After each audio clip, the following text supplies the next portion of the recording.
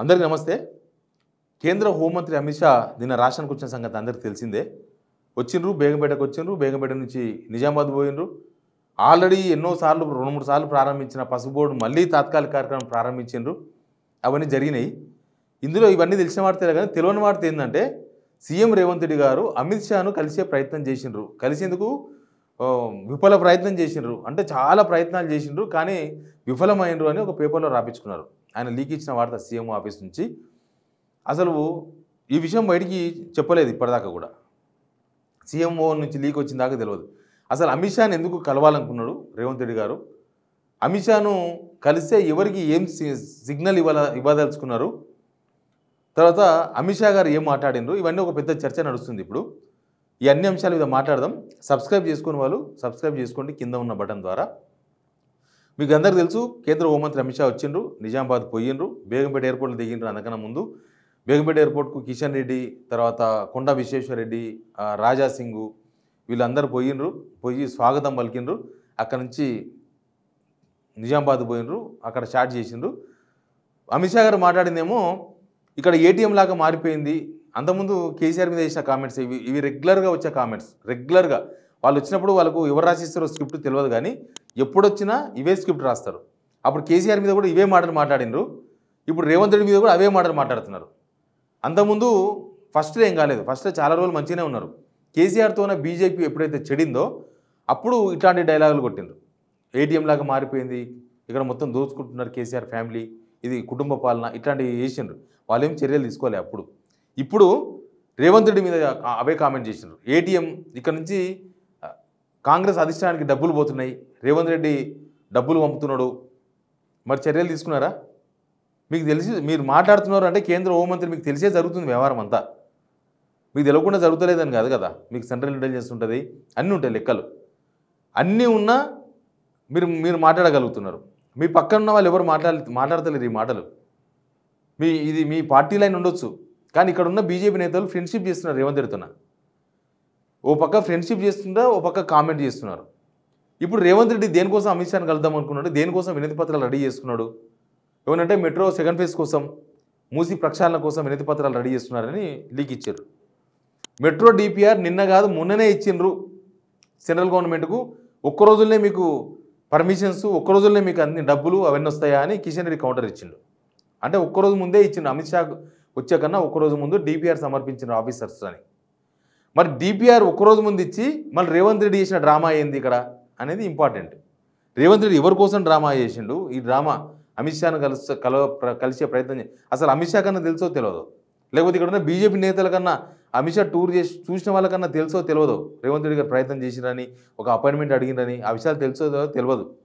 ఇక్కడ ఏం చెప్పదలుచుకున్నారంటే చూసినరా, మొన్నదాకా చెప్పలే 18 గంటలు కష్టపడుతున్నాను అని చెప్తే మల్లురావి లేదు 20 గంటలు అసలు ఎన్ని గంటలు పండుకుంటున్నాడో, ఎన్ని గంటలు మేల్కుంటున్నా ఆయన్నే రేవంత్ రెడ్డి 18 గంటలు అంటే పక్కన 20 గంటలు మేల్కుంటున్నాడు, ఆయన 4 గంటలే పండుకుంటున్న రోజు అని చెప్పారు. అట్లే ఇది కూడా ఆ డ్రామా లాగానే ఇది ఒక హైడ్రామా లాగా అనిపించింది. రేవంత్ రెడ్డి గారు ఒకవేళ అమిత్ షాని కలవాలనుకున్నప్పుడు అమిత్ షాని కలవనీకే బీజేపీలో పోయినారు కదా స్వాగతం పలకనీకే. ఇక్కడ నుంచి గవర్నమెంట్ రిప్రజెంటేటివ్ ఎవరు లేరు, గవర్నమెంట్ ప్రతినిధిగా ఎవరు లేరు. ఎవరైనా ఇవ్వచ్చు, ఎవరికైనా మంత్రికి ఇవ్వచ్చు. మీరు ఫలానా మంత్రి మేము వాళ్ళను అలాట్ చేస్తున్నాము, ఆ ప్రతినిధి పోయి స్వాగతం పలుకోవచ్చు. కేంద్ర హోంమంత్రి కదా, ఆ ప్రోటోకాల్ ఉంటుంది, పలుకోవచ్చు అని చెప్పొచ్చు. ఎవరిని పంపలేదు. ప్లస్ అమిత్ షానేమో ఏటీఎం అంటాడు రేవంత్ రెడ్డి మీద. ఈయనేమో కలిసే ప్రయత్నం చేసినా, ఏంది కలిసే ప్రయత్నం చేసినా అంటే చూసినావా ఎంత కష్టపడుతుంది తెలంగాణ కోసం. కేంద్ర హోంమంత్రిని కలవాలనుకున్నారు, ఆయన కలవలేదంట. ఈయన కలుస్తా అంటే ఈయన డెవలప్మెంట్ కోసం కలుద్దామంటే ఆయన కలవలేదు అని చెప్పే ప్రయత్నాలు. కానీ దీనిలో పెద్ద పొలిటికల్ యాంగిల్ ఉంది. పెద్ద పొలిటికల్ యాంగిల్ ఏంటంటే రేవంత్ రెడ్డి గారు చెప్పే వాళ్ళకు చెప్పదలుచుకున్నాడు. ఆల్రెడీ 50 టైమ్స్ ఢిల్లీ పోయినరు. చాలాసార్లు ఇదే దాదాపు ఈ 50 సార్లలో ఒక 47 సార్లు బీజేపీ వాళ్ళనే గెలిచాడు. కాంగ్రెస్ వాళ్ళని కలిసింది 2-3 సార్లే ఉండొచ్చు. రాహుల్ గాంధీని కలిసింది ఒక్కడుగు లేదు, దాన్ని 0. సోనియా గాంధీ కలిసింది 0. పోయినప్పుడల్లా ఇవే రీజన్ చెప్పి ఢిల్లీ పోతారు. పోయినప్పుడల్లా ఏదో వినతి పత్రాలు ఇచ్చినామని వచ్చి పేపర్కి చెప్తారు, మీడియాకి చెప్తారు. ఇక ఢిల్లీలో పోయి అమిత్ షాని కూడా కలిసిండ్రు చాలాసార్లు, ప్రధానమంత్రిని కూడా కలిసిండ్రు. కానీ ఈడికి వచ్చినప్పుడే కలిసిస్తాడు ఆయన. ఇది హైడ్రామా కాకపోతే ఏంది అంటే ఏం చెప్పదలుచుకున్నాడు ఆయన? బహుశా ఢిల్లీ పెద్దలకే చెప్పదలుచుకుండొచ్చు. పార్టీ పెద్దలకే చెప్పదలుచుకుండొచ్చు. అంటే ఈడికి వస్తే కూడా తెలంగాణకు వచ్చిన హోంమంత్రిని రేవంత్ రెడ్డి కలిసిండు అని ఒక పొలిటికల్ సంకేతాలు పంపే ప్రయత్నం చేసిండేమో. అంటే మీరు పట్టించుకుంటలేరు, మీరు దూరం దూరం పెడుతున్నారు, కానీ బీజేపీలు మాత్రం చాలా క్లోజ్గా ఉంటున్నారు ఈయనతోన, బీజేపీలు చాలా మంచిగా ఉంటున్నారు. బీజేపీలో హోంమంత్రి పోతే రేవంత్ రెడ్డి పోయిండు కలవనికి, రేవంత్ రెడ్డి టైం ఇచ్చిండు. రాహుల్ గాంధీ అపాయింట్మెంట్ ఇవ్వకపోయినా ఇప్పటికే పెద్ద చర్చ ఉంది. రాహుల్ గాంధీ అపాయింట్మెంట్ ఇవ్వకపోయినా బీజేపీలు చూసినా ఇంత మంచిగా అపాయింట్మెంట్ ఇస్తున్నారు, రాత్రి ఫోన్ చేసి పిలుచుకొని మాట్లాడుతున్నారు. ఇట్లా అడగంగానే అట్లా అపాయింట్మెంట్ వస్తుంది రేవంత్ రెడ్డికి బీజేపీ వాళ్ళ దగ్గర నుంచి. చూసినా మీ రిలేషన్షిప్ అనేది బాగా అది కనిపిస్తుంది. అది హైకమాండ్కు సిగ్నల్స్ ఇయనికే ప్రయత్నాలు చేస్తున్నారు. అందులో ఇదొక ప్రయత్నమేమో, హైకమాండ్ను బెదిరించడానికేనో, లేకపోతే హైకమాండ్ను లైన్లో తెచ్చుకోనికేనో, లేకపోతే హైకమాండ్కు హెచ్చరికలు పంపనికేనో అమిత్ షా వస్తే చూసినావా కలవనికే పోయిండు అని. మరి అమిత్ షా కలవచ్చు కదా, అట్లాంటి ప్రయత్నాలు ఇప్పుడు వాళ్ళకు కూడా అవసరమే కదా. అదంటే అవసరమే వాళ్ళకు కూడా. రాహుల్ గాంధీకి హెచ్చరికలు పంపడం రేవంత్ రెడ్డికి ఎంత అవసరమో బీజేపీ కూడా అంతే అవసరం. కానీ రాష్ట్రానికి వచ్చినప్పుడు కలిస్తే, రాష్ట్రానికి వచ్చినప్పుడు ఈయన పర్పస్ వర్కౌట్ అవుతుంది, రేవంత్ రెడ్డి పర్పస్ వర్కౌట్ అవుతుంది. ఆయన హైకమాండ్కి ఏం చెప్పాల్సుకున్నా చెప్పినట్టు అవుతుంది. కానీ ఇక్కడ బీజేపీ అమిత్ షా వచ్చినప్పుడు కలిస్తే ఇక కొంతమంది మాట్లాడుతున్నారు కదా, రేవంత్ రెడ్డికి అనుకూలంగా మాట్లాడుతున్నారు కదా, పొద్దుగా లేస్తే రేవంత్ రెడ్డి మీద ఈగ కూడా వాలకుండా మాట్లాడుతున్నారు కదా, వాళ్ళందరికీ సర్టిఫికేట్ ఇచ్చినట్టు అవుతుంది.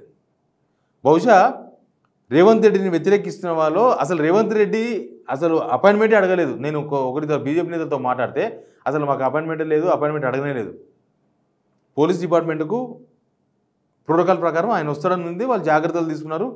వాళ్ళు బహుశా హోమ్ మినిస్టర్గా రేవంత్ రెడ్డి కూడా సమాచారం ఇచ్చి ఉండొచ్చు, కానీ ఆయన వస్తాడని కానీ ఆయన మేము వినతి పత్రాలు ఇస్తామని కానీ ఏమీ లేదు. అక్కడ తుమ్మల నాగేశ్వరరావు వినతి పత్రాలు ఇచ్చిండు. ఏ వినతి పత్రాలు ఇచ్చిందంటే ఆ భద్రాచలంలో మునిగిపోయిన 5 గ్రామాలు ఉన్నాయి కదా, వాటిని తీసుకురండి, బ్యాక్ ఇవ్వండి, తెలంగాణకి ఇవ్వండి అని ఈ మధ్య కొత్తగా అది స్టార్ట్ అయింది. అది ఇవ్వమని అడుగుతున్నారు. ఆ వినతి పత్రాలు ఇచ్చిండు. మరి అదే వినతి పత్రాలు ఆయనతో ఇప్పించచ్చు కదా, మంత్రితోన అదే తుమ్మల నాగేశ్వరరావుతో ఇప్పించచ్చు కదా. అంటే ఇక్కడ మొత్తం హైడ్రామానే జరిగింది, మొత్తం హైడ్రామానే. ఇక్కడ రాష్ట్ర ప్రజలను తప్పుదో పట్టించే ఒక హైడ్రామా, హైకమాండ్కు వార్నింగ్ ఇచ్చే ఇంకొక డ్రామా, తర్వాత ఇక్కడ పరిస్థితులు బాగాలేవు కదా, రేవంత్ రెడ్డి పరిస్థితులు ఏం బాగలేవు. ఆయన పరిపాలన స్థిమితం లేదని, పరిపాలన మీద జనాలకు నమ్మకం లేదు, ఇవన్నీ జరుగుతున్నాయి కదా. ఈ పెద్దోళ్ళని కలిసినట్టు కనీసం చెప్తే ఒక ఫోటో బయటకు వస్తే ఆ ఫోటోతో చాలా పనులు చేసుకోవచ్చు. ఆ ఫోటో రాహుల్ గాంధీ కూడా చూస్తాడు, నాతో ఫోటో తీయలేదు కానీ అమిత్ షాతో ఫోటో దిగిండు అని చెప్పుకోనికి వస్తుంది. ప్లస్ ఇక్కడున్న బీజేపీ శ్రేణులను కన్ఫ్యూజ్ చేయొచ్చు, ఇక్కడున్న బీఆర్ఎస్ కార్యకర్తలను కన్ఫ్యూజ్ చేయొచ్చు. ఇక కేంద్ర హోంమంత్రితో రేవంత్ రెడ్డి ఇంత క్లోజ్ ఉన్నా అంటే రేవంత్ రెడ్డి విషయంలో ఆచితూచి మాట్లాడాలని ఓ సంకేతాలు పంపొచ్చు. ఇట్లాంటి చాలా ప్రయత్నాలు జరిగినాయి. ఇదంతా పొలిటికల్ క్రైమ్ స్టోరీ, ఇదంతా పొలిటికల్ క్రైమ్ స్టోరీ. ఒకవేళ అదే నిజం అనుకో, రేవంత్ రెడ్డి అమిత్ షాను కలిసే ప్రయత్నం చేసి నిజమైతే నాకు అపాయింట్మెంట్ ఇవ్వలేదని చెప్పేసి ఎదురుదాడుగా చేయాల్సింది. కేంద్ర హోంమంత్రి నాకు అపాయింట్మెంట్ ఇయ్యాడా తెలంగాణ రాష్ట్రానికి వస్తే అని కదా బీజేపీలు ఎదురుదాడు చేయాల్సింది. కానీ సుత్తిమెత్తగా పూలపాన్పుతో కొట్టినట్టుగా ఏదో పేపర్లో కొన్ని రాపిచ్చి లీకులు ఇచ్చి అది కదా చేసింది ఇక్కడ. నిజంగానే ఒకవేళ రేవంత్ రెడ్డి అడిగితే ఒకవేళ అపాయింట్మెంట్ ఇవ్వకపోతే దుమ్మెత్తిపోయాలి కాంగ్రెస్ వాళ్ళు.